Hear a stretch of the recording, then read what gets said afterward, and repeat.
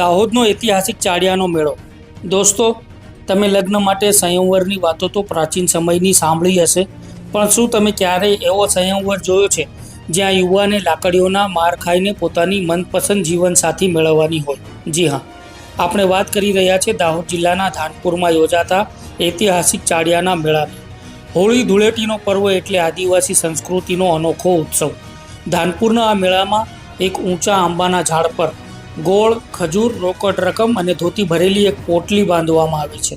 પણ આ પોટલી ઉતારવી એ કોઈ હલકા માણસનો ખેલ નથી, કારણ કે નીચે નેતરની સોટીઓ લઈને ઊભેલી યુવતીઓ અને મહિલાઓ લોકગીતો ગાતી જઈને ગોળ ગોળ ફરતી હોય છે। જેવું ગામનું નામ બોલાય એટલે એ ગામનો શૂરવીર યુવાન ઝાડ પર ચડવા દોડે છે અને પછી શરૂ થાય છે મહિલાઓ અને યુવતીઓના હાથની સોટીઓનો મારનો વરસાદ। યુવતીઓની નજર ચૂકવીને ઝાડ પર ચડવું પડે છે અને જો પકડાઈ ગયા તો પીઠ પર સોટીઓના ફટકા પડે છે।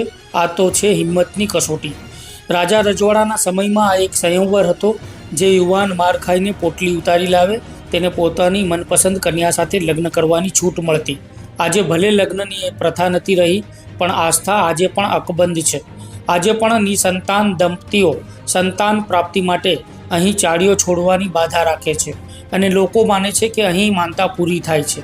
નિસંતાન દંપતી સંતાન પ્રાપ્તિ માટે 5 વર્ષ ચાળીઓ છોડવાની બાધા રાખે છે અને લોકોની માન્યતા છે કે અહીંયા બાધા રાખવાથી સંતાન પ્રાપ્તિ થાય છે। પ્રાચીન સમયથી ચાલી આવતી આ પરંપરા અને સંસ્કૃતિને જાળવી રાખવા માટે આ મેળો આજે પણ યોજાય છે। સમય બદલાયો છે, પણ સંસ્કૃતિનો રંગ આજે પણ એટલો જ ફેલાયેલો છે। મનોરંજન, સાહસ અને પરંપરાનો આ અદ્ભુત સંગમ એટલે આપણો આદિવાસી ચાળિયાનો મેળો। તો કેવી લાગી દાહોદની આ શૂરવીર પરંપરા?